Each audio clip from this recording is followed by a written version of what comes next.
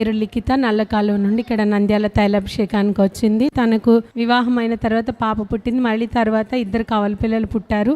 ఆ కవల పిల్లలో ఒక బాబు 3వ నెల ఉండగా తనకి చాలా బలహీనత వచ్చి, దగ్గు, ఆయాసం వచ్చి అసలు చాలా బలహీనమైపోయాడు. తను హాస్పిటల్కి తీసుకెళ్ళినా కూడా, ట్రీట్మెంట్ చేయించినా కూడా ఎటువంటి ఫలితం లేనప్పుడు తను ఇక్కడ తైలాభిషేక ఆరాధనకు దైవజనుల దగ్గరికి తీసుకొని వచ్చింది.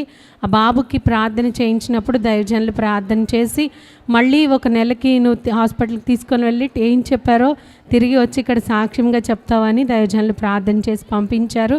తను అలాగే దైవజనులతో ప్రార్థన చేయించుకుని వెళ్ళిన 1 వారం రోజులకి తను మళ్ళీ హాస్పిటల్కి తీసుకొని వెళ్తే బాబుకి ఆరోగ్యం అంతా మంచిగా ఉంది, ఎటువంటి సమస్య లేదని డాక్టర్స్ చెప్పారు.